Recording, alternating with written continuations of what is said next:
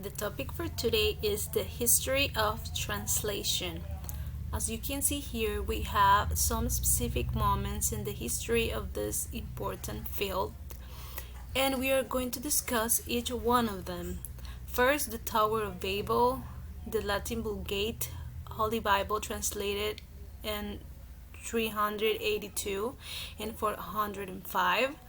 Then Geoffrey Chaucer and his influence in translation, bringing civilizations together through language interpretation, most specifically talking about La Malinche, translating in Renaissance and Europe, and the last is impact of century 20th in the translation.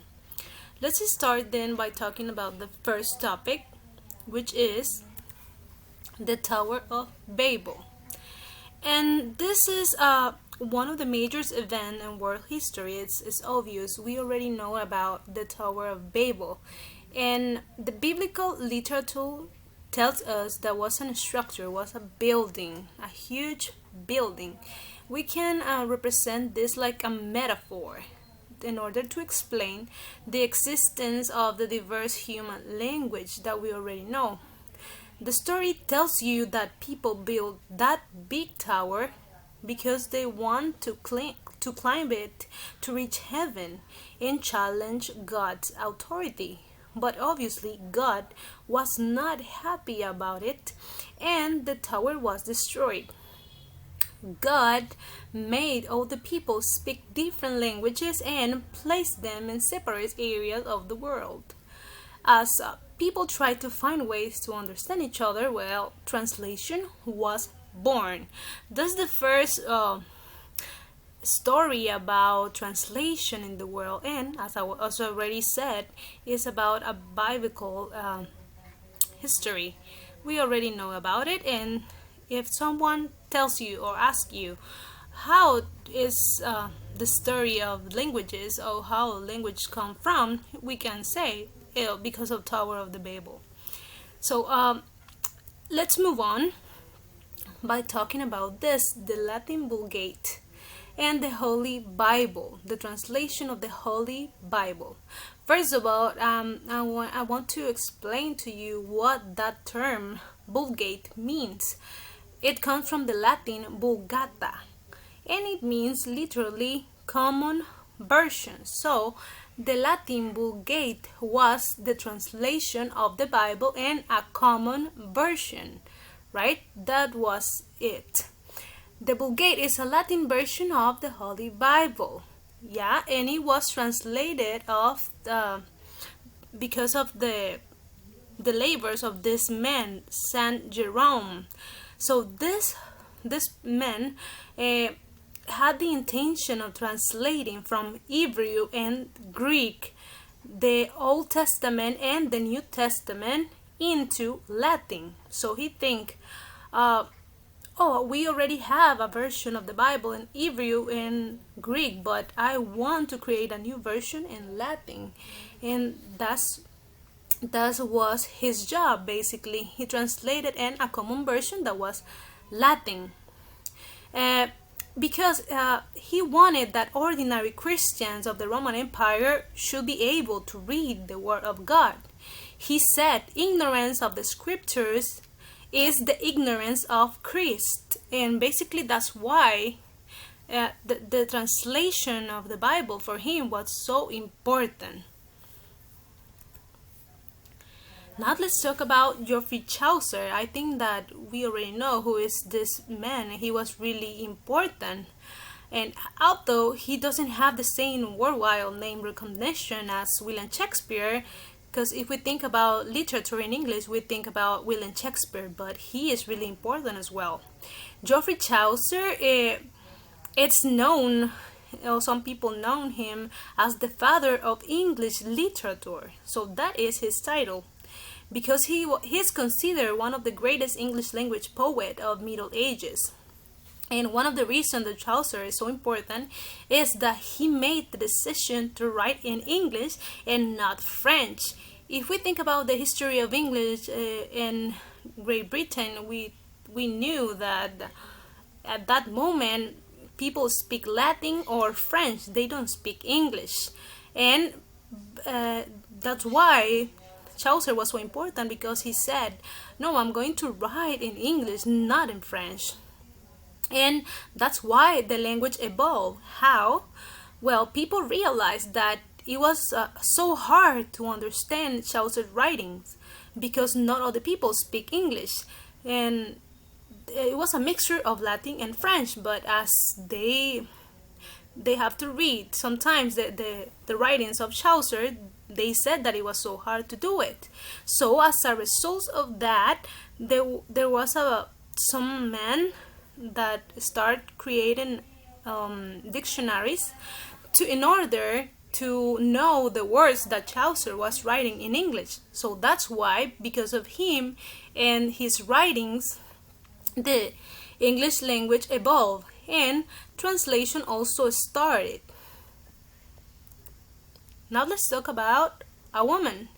And the name of this woman is La Malinche. I don't know if you already know about her, but she was a really brilliant Aztec woman. He was multilingual because she spoke Nahuatl, Mayan, and so on Spanish. So she was a slave, and she was the slave of Hernan Cortés, and also she was his mistress and like his lover. They have like a relationship.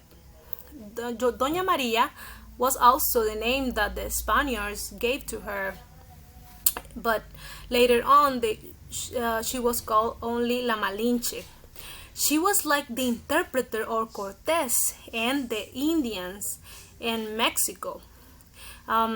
People says that La Malinche was like the bridge between Cortés or the Spaniards and the Mayans. She interpreted three languages, and that's why she offered essential information about economic organization of the tribes, knowledge about their costumes and the kingdoms that were in Mexico. That's why she was so important in the conquest of Mexico. And also she's known as the first mother of Mexico because she has a romantic relationship with Hernan Cortés, and as a result of that they have a baby. That's why that baby was called the first like mestizo, and that's why she was the first mother of Mexico. Hernan Cortés once wrote in a letter, after God, we owed the conquest of New Spain to Doña Marina, or La Malinche, because as I said, she was the bridge between the Spaniards and the Mayan Empire.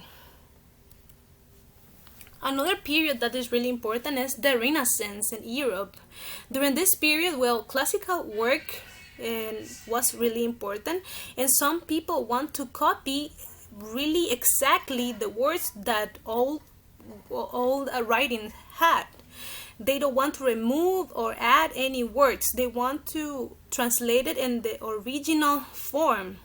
Almost all the translators carried out during this period were from Greek and Latin, and any kind of text were translated from those languages. The most frequent were books of history or philosophy, even religion, and also poetry. But also some people start to translate books about medicine, agriculture, astrology, and math. The translator at that moment in the Renaissance has to have perfect knowledge of both the source language and the target language.